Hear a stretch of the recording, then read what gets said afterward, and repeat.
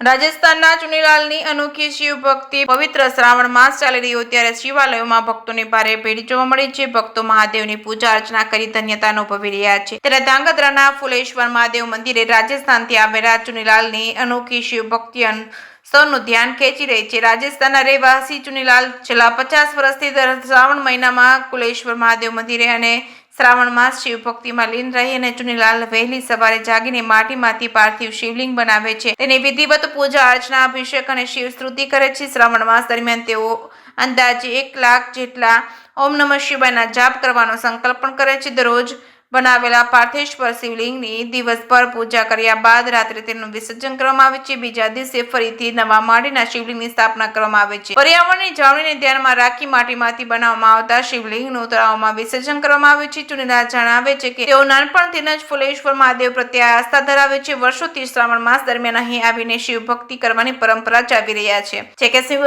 મહેશ સુતરિયા સુંદરનગર। હું રાજસ્થાनનો રહેવાવાળો જિલ્લા રાજસમંદ રાજસ્થान को घણા વર્ષથી यहाँ फुलेश्वर महादेवની પૂજા માટે આવું રોજ નઈ મીઠી લાવીને રોજ દરવાર પરવાણે યંત્ર પૂરીને અભિષેક પૂજા જાપ મંત્ર સબ કરીને સાંજે પાછી આરતી પછી મહિમાના સ્તોત્ર કરી સાંજે આરતી પછી પાછા જલમે પધરાવવાનું રોજ નઈ મટ્ટી લાવવાની નયા પ્રકારના નવા યંત્ર પૂરીને રુદ્રી મહિમન પાઠ જપ આદિ કરીને પૂજા કરીને રોજ પછી રહેવા બેવાની બધી વ્યવસ્થા મંદિર દ્વારા આપવામાં આવે।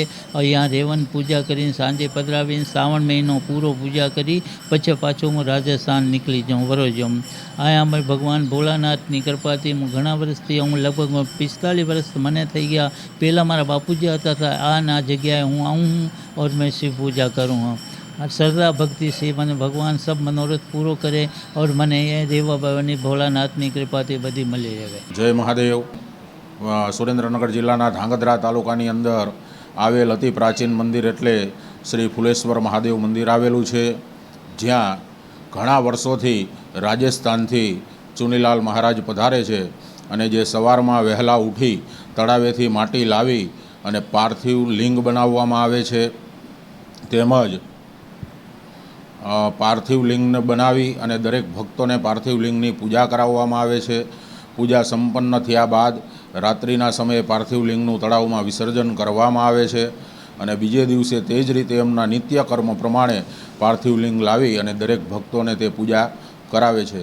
તેમની રહેવા જમવાની વ્યવસ્થા અને તમામ વ્યવસ્થા મંદિર ટ્રસ્ટ દ્વારા અહીંયા ફુલેશ્વર મહાદેવ મંદિરમાં કરવામાં આવે છે।